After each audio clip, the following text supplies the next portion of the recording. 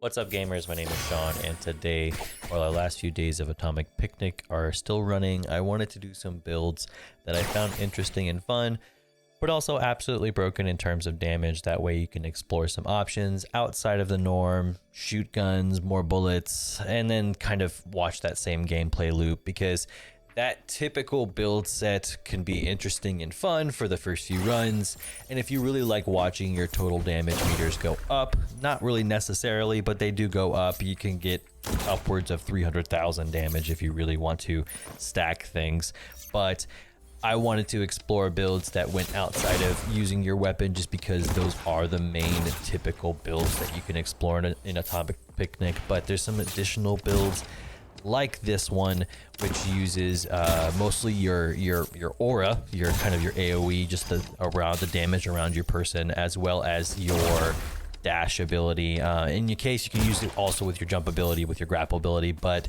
it's not as useful just because it doesn't hit exactly as clearly, but it does emanate bullets from your person, which is quite interesting as well. So if you would like to try this build, it mainly uses two items. That is the Teddy Bear, which gives you AoE damage around your person, and Ghost Stories, which is it's the same effects, but it's temporary in that it goes away over time and then comes back periodically. You can see when it's activated from the looks of it. Whenever it hits an enemy, it does change color, but I don't know if that prevents further damage to it or it's just showing that it's working. But it has less of an effect as the Teddy Bear AoE. Something that I kind of am hoping as time goes on is that we're getting more damage from this, or maybe an effect with this, because there is such a disparity in the damage. But for our purposes, since we're trying something that doesn't require shooting, or at least only shooting for the purposes of opening up the crystals to find pebbles, it helps. It stacks upon what we're already using, and that works in a nice, like, conjunctive combination of ways. So I liked using these two abilities mainly.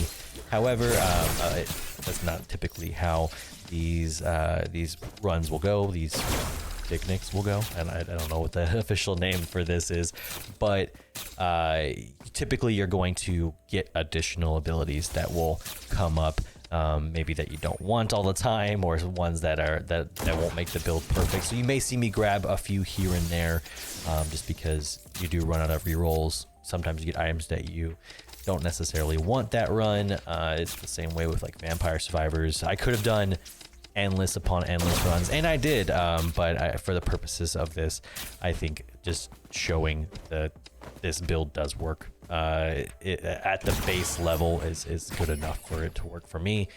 Some of the items I was grabbing at the time were things like the cooldown mask. I tried to see if this would work in combination with the Ghost Story ability to maybe have it be down for a less period of time. Turns out that wasn't the case. From what I can see, the only thing it affects is your dash cooldown and grenade cooldown, which isn't the worst, because using our dash was part of this build.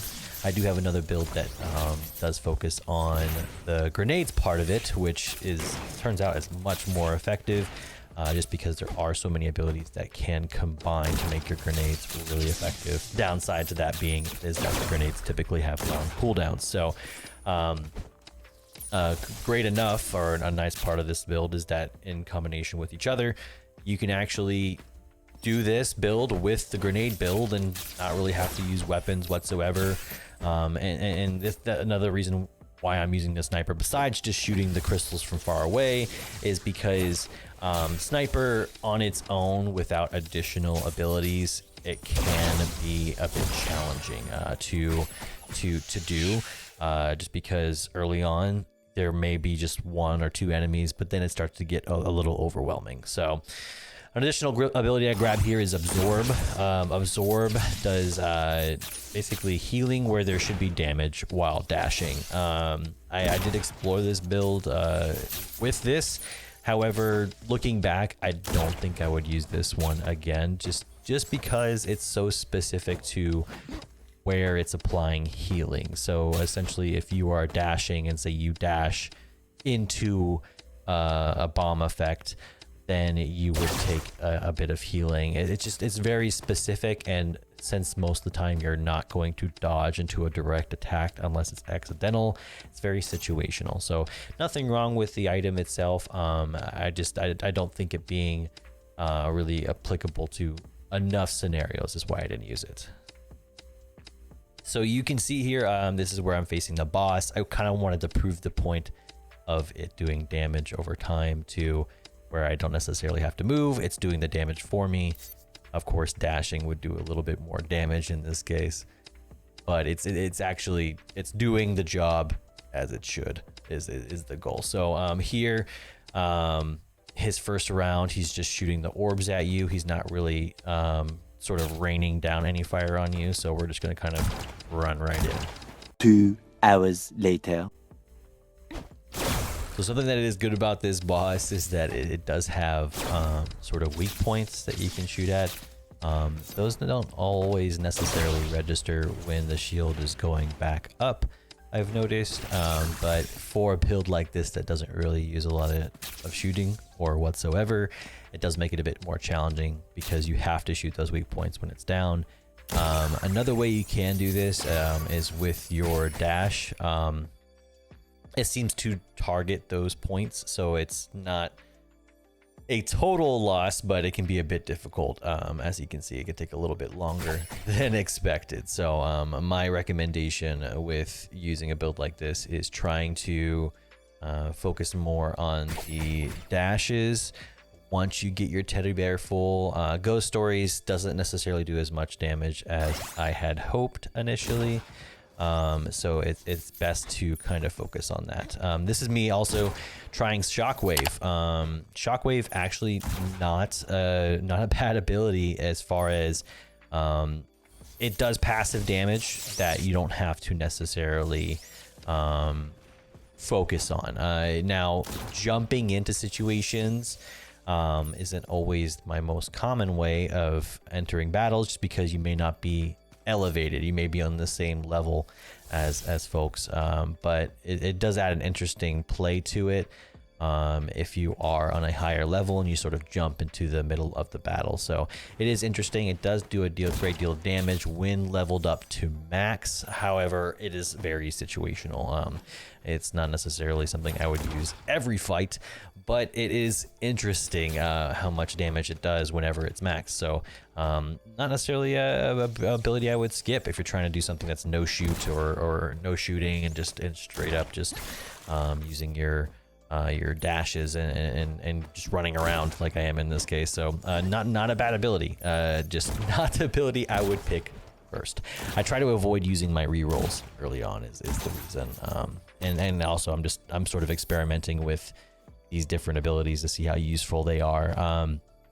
I do hope later on that they add something to where these abilities can have additional effects, or maybe they can be sort of tinkered with in some way so they can be useful, because some of them are just too situational. But I don't necessarily want to write them off, be like, oh, it's a bad idea. Something like this, maybe just having it be an ability you can release, like basically when you're going up and down and you're dropping, you're building up damage, and then whenever you say you next use your device or you next use your dash, then it can be released. Maybe something that's where it's like charging up versus something that's released each time you fall, depending on how far you fall. So I don't know if that'd be the fix for it, but it may make it more useful because you get to choose when you're using it. So maybe that would be the idea. Also, superhero landings are definitely a cool idea.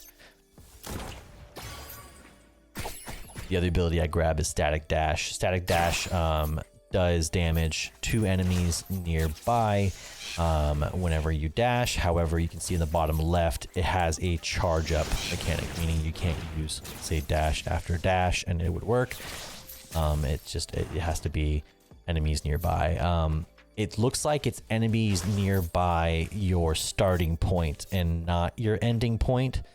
But it does have some like magnetism, I guess is the word, where it does apply to nearby enemies. So good ability, not super strong itself, but when like built up to max, it can clear out like your normal enemies, and especially when you have like the flying enemies like I do now, you can easily just dash a little bit, and then it should reach them as well, even if you're not necessarily right next to them. So not a bad ability.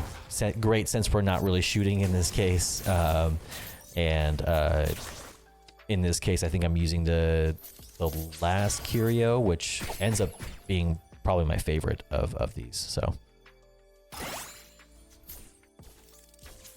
additional thing I noticed whenever doing these type of builds is I was trying to experiment with what's the better move. Is it better to max out an ability at level 4 and then start a new ability, or is it better to grab an ability? That way you have, say next round, where you have 2 abilities to choose from, one that's level 4 and then one that's level 1 now, and then versus getting rid of that ability that by maxing it out, because it's not going to show up in the wheel after level 4 unless you get the random curio upgrades from the shrines, for the little offerings, or from the bus stop area, or the RV stop, whatever it is.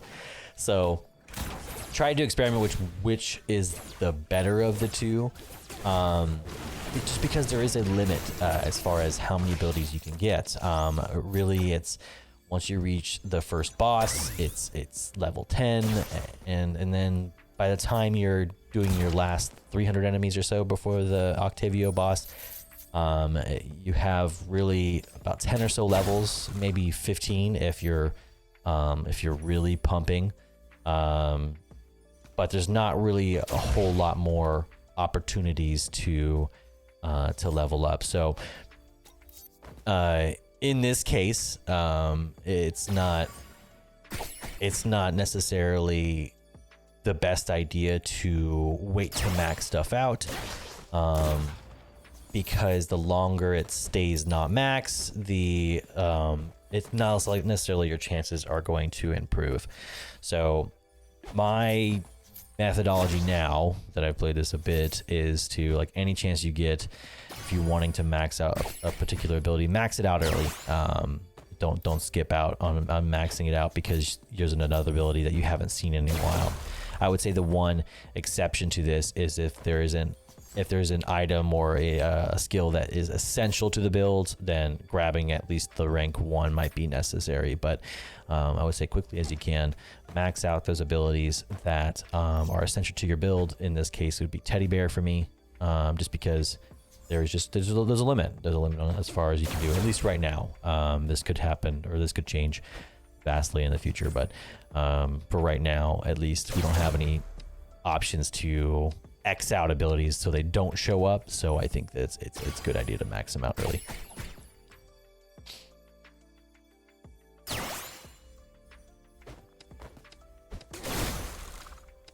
So in this build, I think I got the chance to focus a bit more on maxing out my dash shot, which worked out really well for me, and ended up doing a lot more damage. As you can see, I'm still shooting the weak points, but it's still doing a lot more damage. Aura wise, I think I got a lot more levels on the Teddy Bear as well, so it works out a lot better that way.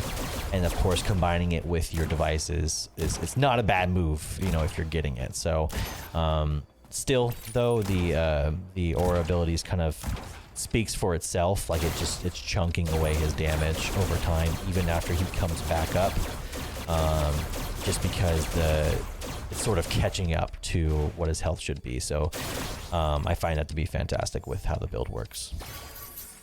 So if you like this build, maybe give it a like, add some comments to what abilities you think might work well with this and improve this. Of course, this game is in playtest, so everything is sort of variable in how good or bad it is. But thank you for watching the video up until this point, and check out my build videos for some more as Atomic Picnic is in development, and I will see you in the next one.